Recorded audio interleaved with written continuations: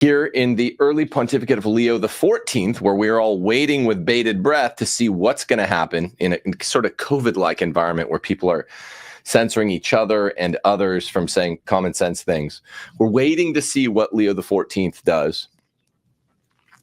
But he says he took his name because of Leo XIII and because of specifically Rerum Novarum. Now, in today's episode, I'm offering you a deep dive, really, really granular look at the first 2/3 of Rerum Novarum. It's like 63 or 64 paragraphs. Some of them are quite long.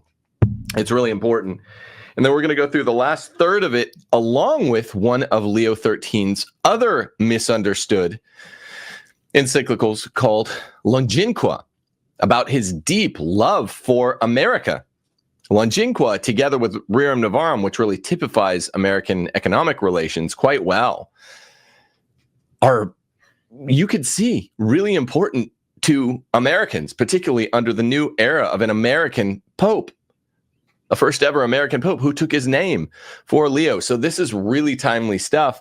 And both of these encyclicals by Leo XIII, he what did he promulgate? 85 or 86 encyclicals. The guy was a monster, called the Thomistic Pope, greatest non-canonized pope ever. Hopefully, Leo XIV will canonize Leo XIII. In a second, actually, Steffi, could we put up the excellent outline? It's detailed. You might not be able to see tons, but I want to put it on the screen, by Bishop Williamson of SSPX fame, who just understands it well. And the guy had a massive intellect, and people with massive intellects understand misunderstood problems so well. It is absolutely an obliteration of socialism. That's what Rerum Novarum is. The problematic that is used as a rationale for socialists to come in and to obscure right reason and good civil government are addressed in an authentic Catholic way. But at first, Leo XIII makes clear that socialism is the ultimate enemy of this encyclical. And we have to, I'm going to say, did you know Thomas Aquinas did not fully count private property among our natural rights? This is one of the change. This is the change in teaching stood for by Rerum Novarum. Before we get into Rerum Novarum, I just want to say it stands for these two important actual changes, real developments in Catholic doctrine. Number one, write this down. Prior to Rerum Novarum, prior to 1891, prior to Leo XIII, private property was not a natural right. It was not counted among the natural rights for Roman Catholics. Full stop. Aquinas marks it in two places as a corollary, a necessity, an adjacent of the needs of human life and natural reason. So it's natural law adjacent for Thomas Aquinas, who's got pretty much all of the answers for Catholics. But Leo XIII, the Thomistic Pope, using a surprise historical philosophical figure, upgrades private property from natural law adjacent to one of the natural law rights, natural rights, in 1891 with this document. Number two change in teaching is Leo XIII will introduce a huge, basically the Catholic social principle, the way that good government is supposed to interact with a good body politic, called subsidiarity, massively misunderstood. He introduces this concept. Here, the concept isn't named until Quadragesimo Anno, but the concept is introduced in the 40th or 41st paragraph. We're going to get to it today, maybe the 39th. The concept is there. Brand new Catholic doctrine, important Catholic doctrine. These are two of the most important Catholic doctrines.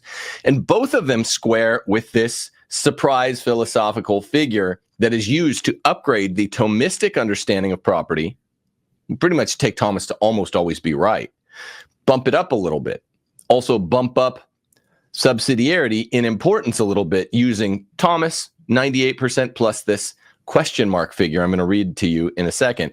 Somebody in chat is asking for a definition of subsidiarity. We'll get that. So subsidiarity is, if you look in even Merriam-Webster's, has a few different definitions. The best definition is supplied by, and it's really all about chapter 2. If you want to understand subsidiarity and its role in good government and its role in America, when America stood for good government before the Civil War, it's chapter 2 of this book. I just go at it. It's some of the clearest writing I ever did in my first book. I spent like the better part of a decade on this book, making stuff clearer and clearer and clearer. And chapter 2 is all about constitutional subsidiarity. So I'll give you one of the definitions I write. Pope Pius XI formally coined the term subsidiarity in 1931 in the encyclical Quadragesimo Anno.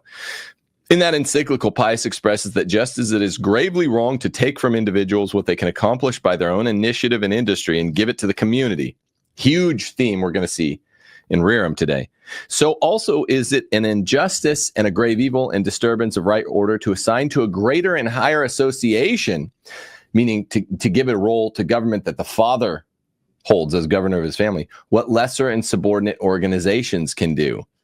Although it was Pope Pius XI who gave the concept of subsidiarity its name, it was Pope Leo XIII who 40 years earlier had distilled Thomas Aquinas' political philosophy into the concept later known as subsidiarity. In fact, Pope Pius heavily quoted Pope Leo's earlier encyclical Rerum, which itself had just paraphrased Thomas Aquinas. The child belongs to the father. You're going to see again and again and again in Rerum Novarum today. Not to the state. Upon those short 6 words rests the entire basis of Catholic subsidiarity. It establishes the duty of the parent to look after, provide for, educate, and nurture the child.